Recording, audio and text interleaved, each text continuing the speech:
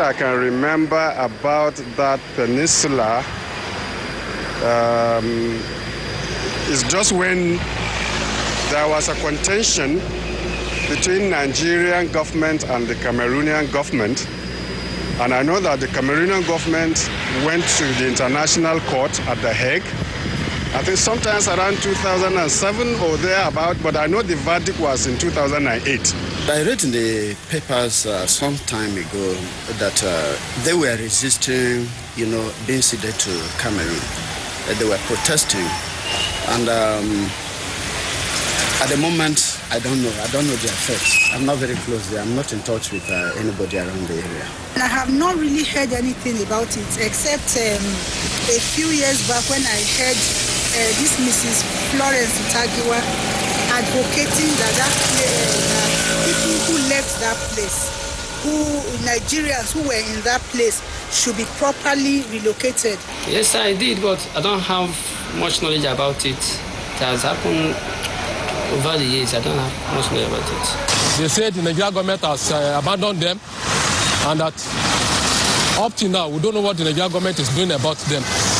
They're just using that land and give it to compensating Cameroon because of civil war. But up to now, even though those people still there for the owner of the distance, they are not living happy, but there's no compensation for them. Then just leave everybody. And those people that don't know where to belong, some go, some no go. So, but everyone now just keep quiet. But if not all, but most of the Bakassi, the inhabitants of Bakassi, have been displaced ever since then, and they've really been neglected by all governments that have come on board. Most of them have been displaced. Some have probably come. Some have been, some ran into Nigerian, some Cameroonians due to the little conflict that is happening there. Some are even in Ghana. Some have traveled out. Some have even gone to Libya. Nigerians across the country speaking on the Bakassi Peninsula that was ceded by Nigeria to the Republic of Cameroon on August 14, 2008. It is the sad story of how history has been forgotten in a hurry, just as the people of Bakassi who were displaced have been abandoned for about 10 years now. The little details Nigerians still remember about the peninsula and its displaced people are true reflections of how the Nigerian state has handled the Bakassi issue right from when the matter was taken to the International Court of Justice, the ICJ, by Cameroon in March 1994. It's been a journey of about 10 years for Nigerians displaced from the Bakassi Peninsula, which was ceded to the Republic of Cameroon. And over 3,000 Nigerians that were displaced as a result of that singular action by the Nigerian government have been on the road all along, and they managed to get to this point sometime in 2013 in very dehumanizing conditions that they've had to live with so much to deal with. We have families here that have lost parents, families that have lost fathers, mothers, children, and we also have children who were given birth to in this particular environment, this particular camp, and they've gone through a lot having to deal with all by themselves. Only the initial stage there I could recall national NEMA, who have been give us the relief material. Then later they stop it. That 2013, just so twice, they give us the relief material, rice, beans, gari, and bedsheet. The mattresses that we use now is mattress of UNHCR, which have been given us since 2014. It still remain very good. Just recent, we have National Commission for Refugee and Migrants also come for their intervention, which if you enter our store, you see in the bags of rice. They just came here twice since then, 2018. Since that 18, they are not being communicated with the state government.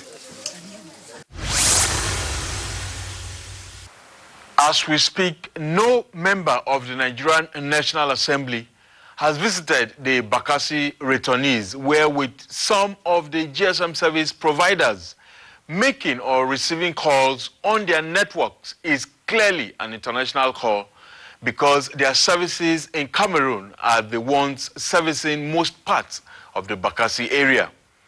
Though the so-called oversight function of the lawmakers took a joint committee of the National Assembly to Bakassi local government in Cross River State, South Nigeria, visiting the returnees where they have been camping for years was never on the agenda of the distinguished senators and honorable members.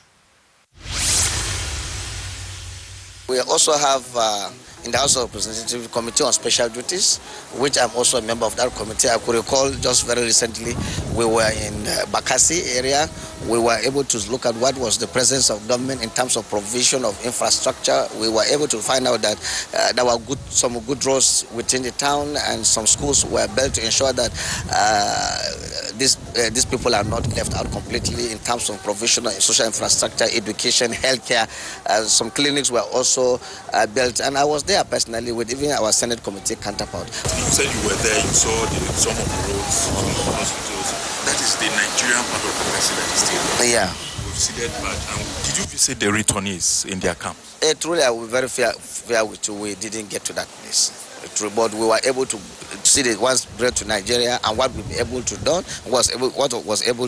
were able to put in place. And some people went, but I wasn't on that trip, to be fair, because it's not all the time that you are on the trip. But I can tell you that they will also need more attention. It must also be placed on record that the so-called legislative agenda of the House of Representatives under Speaker Yakubu Dogara, which claims to be the People's Parliament, has not even mentioned the name Bakassi, let alone the returnees, anywhere in the 32-page document. However, the Northeast, where the Speaker hails from, is not only mentioned, but enjoys legislative prominence in the supposed agenda of the House. And for the Senate under BUKOLA SARAKI, the upper chamber identifies with Bakassi. But unlike the other issues addressed in its legislative agenda, the Senate has failed to specify how it plans to go about its resolve, and I quote, to take legislative action to support physical demarcation of the boundaries around the Bakassi region to prevent further territorial concessions and achieve full and adequate resettlement of indigenes of the area into Nigeria. It is a straight talk where we engage the facts, the truth, and the reality on the ground. I am TV. Tiab, welcome to the program. There is perhaps no true Nigerian, dead or alive, who would support the ceding of the Bakassi Peninsula to Cameroon or any other country. But this has been done already, and the position of the Nigerian government, now led by President Muhammadu Buhari, is using his own very words while addressing the Nigerian community during his visit to Cameroon on July 19, 2015, and I quote, "Since Nigeria allowed the case to go to court and we lost, we have to abide by it." This was also the position of President Goodluck Jonathan, who took over the country's leadership from President Umaru Musa Yar'Adua, under whose presidency Nigeria officially handed over the Bakassi Peninsula to Cameroon on August 14, 2008.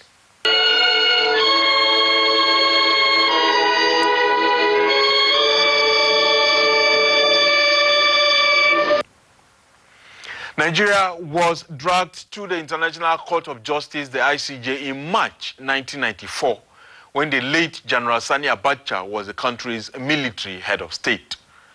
The judgment of the court, however, came 8 years after, on October 10, 2002, during the administration of President Olusegun Obasanjo, who also signed the Green Tree Agreement in New York as an instrument and framework conceding, indeed committing Nigeria to the handover of the Bakassi Peninsula to Cameroon. President Obasanjo signed away the Bakassi Peninsula on June 12, 2006, when he had less than 1 year to remain in office as Nigeria's leader. This was also 26 days after the Nigerian Senate had on May 16, 2006, unanimously voted against the infamous third term that was originally designed to grant President Obasanjo the constitutional right to seek another term in office at the expiration of the statutory 2 terms of 4 years each. And going by the provisions of Section 12, subsection 1 of the country's 1999 Constitution as amended, and I quote, "No treaty between the Federation and any other country shall have the force of law except to the extent to which any such treaty has been enacted into law by the National Assembly." And this is what we know. The records show that 3 days after he signed the Green Tree Agreement in New York, President Olusegun Obasanjo on June 15, 2006, officially wrote to the 2 chambers of the National Assembly requesting that the treaty be ratified, but on several occasions, members of the then National Assembly have denied that such a communication was ever transmitted to them. They have also accused former President Obasanjo of not involving the National Assembly in the consultations, drafting, and eventual signing of the all-important agreement. Those in favor of the motion that the votes and proceedings of Thursday, 11th May 2006 be approved, say aye.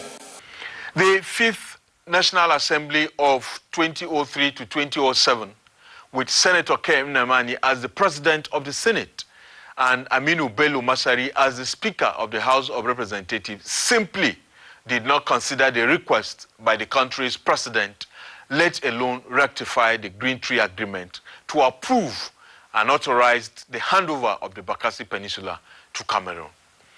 With the 6th National Assembly inaugurated in June 2007, with Senator David Mark as the new Senate President and Patricia Ete as the Speaker of the House of Representatives, who on November 1, 2007 was succeeded by Dimeji Bankole, and then the then Nigerian President Umaru Musa Yar'Adua on December 7, 2007 wrote to the National Assembly to represent the request for ratification of the Green Tree Agreement. Yar'Adua in the letter wrote, and I quote, "A copy of the agreement and all relevant appendices were then forwarded to the National Assembly for necessary ratification as permitted by law. However, it has been observed that the immediate past National Assembly could not actualize that. Consequently, and in furtherance to the letter and requests under reference, I am again forwarding the agreement and the necessary attachments for your ratification and appropriate action." We can confirm that for the 4 years of the 6th National Assembly from 2007 to 2011, the Green Tree Agreement was never ratified, with the administration of President Yar'Adua unilaterally handing over the Bakassi Peninsula to Cameroon on August 14, 2006, without parliamentary approval. There is no record to suggest that the presidency of Goodluck Jonathan did write to represent the request for ratification of the Green Tree Agreement to the 7th National Assembly of 2011 to 2015. And neither has the present administration of President Muhammadu Buhari written to the 8th National Assembly on the Bakassi issue, even though the spokesperson of the House of Representatives, Abdul Razak Namdas, erroneously claims that the lawmakers are studying the documents which have not even been presented to any chamber of the National Assembly by President Buhari. I think, let me say that we are actually studying this document because there are feelings that much consultation was not done earlier. There are some people have agreed on this matter, but we feel that it was done rightly. And we as members of the National Assembly, we don't want to rush things. Though it has taken time, but we are taking very serious look into the documents, studying the issues, so that by the time we take a position, we will have been carrying everybody along. We are conscious of the fact that the place is an oil-rich part of the country, and the people actually also suffering on it, and they need to be taken care of. But I think a little patience, we will make our stand now. When should we see the National Assembly taking a position on this issue? I don't want to talk to a timeline because, truly speaking, Nigeria, when I say so dead, people will rush back to see what we have done. But I will be sensitive to the fact that now it is a reminder we will work hard to see that it is taken very soon.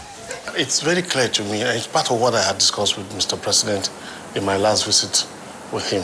And I hope to engage Mr. President shortly on it. Of course, I had a clear discussion with him, and he said very clearly he agrees that the issue of Bakassi has to be reviewed. He may not support the idea of going back to World Court completely, and I share the same views with him. And so essentially, since 2006, perhaps you don't have somebody from Bakassi who is strong in government or from Crossover who is strong in government. So it really doesn't matter. You have to have a voice within the ruling cycle to be able to have a say.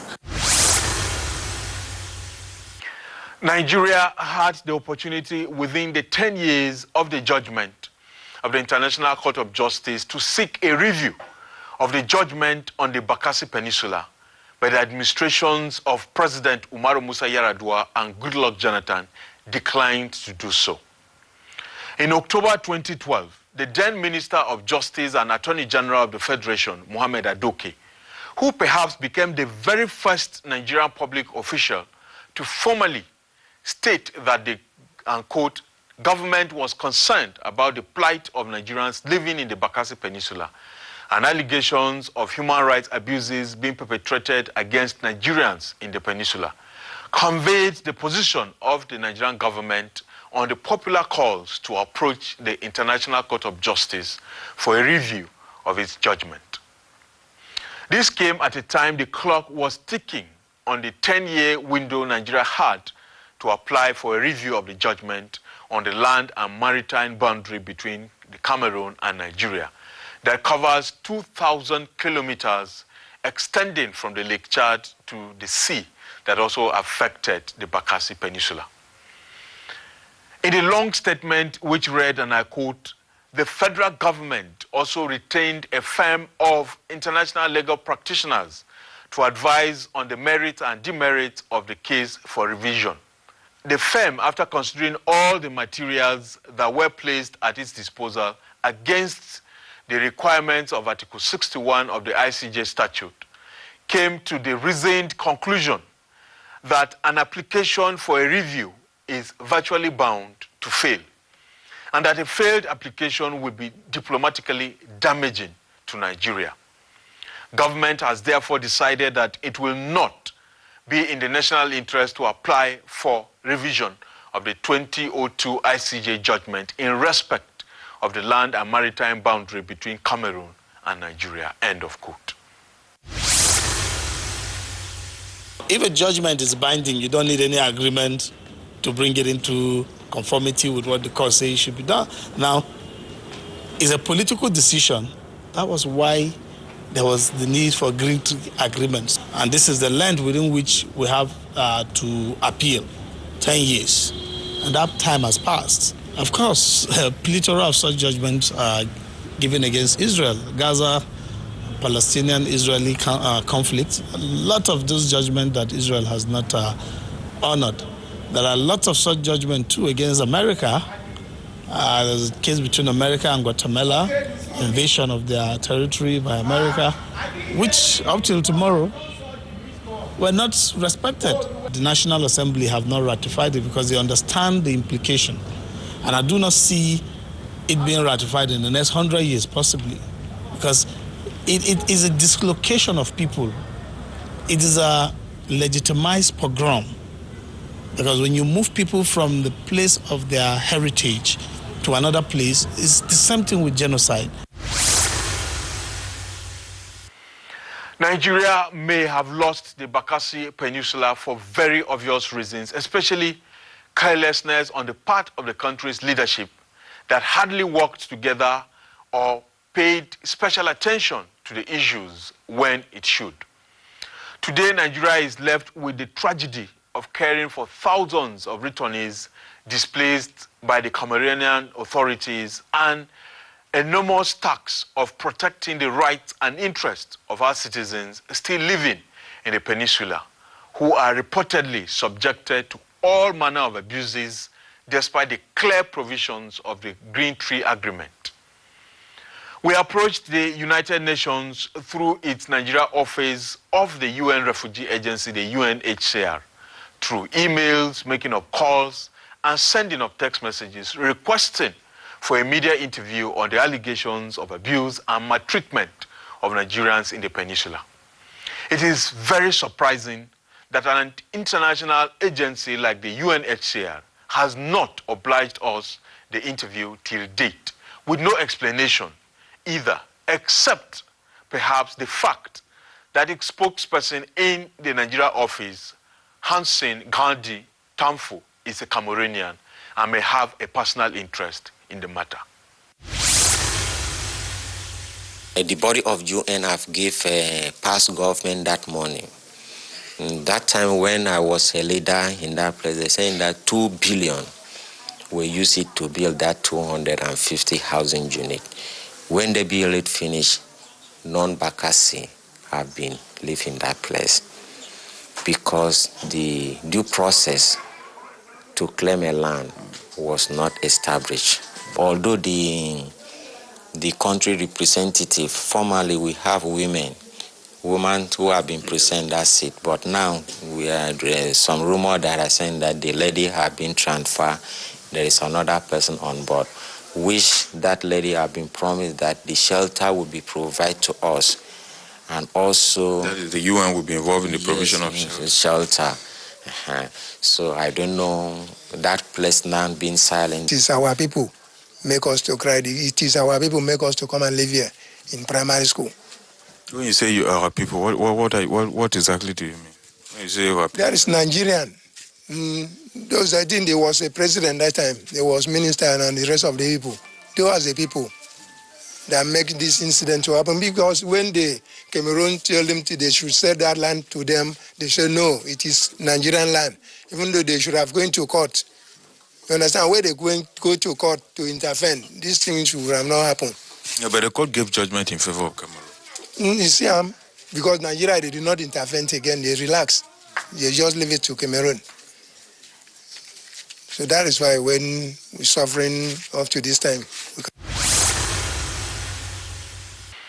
It is almost a case of hopelessness and very worrisome also the misinformation amongst the Bakassi returnees, which will unfortunately be passed on out of ignorance from generation to generation if nothing is done to address it. It is very obvious that the Nigerian government did a very bad job with communication and information management about all the issues surrounding the ceding of the Bakassi Peninsula.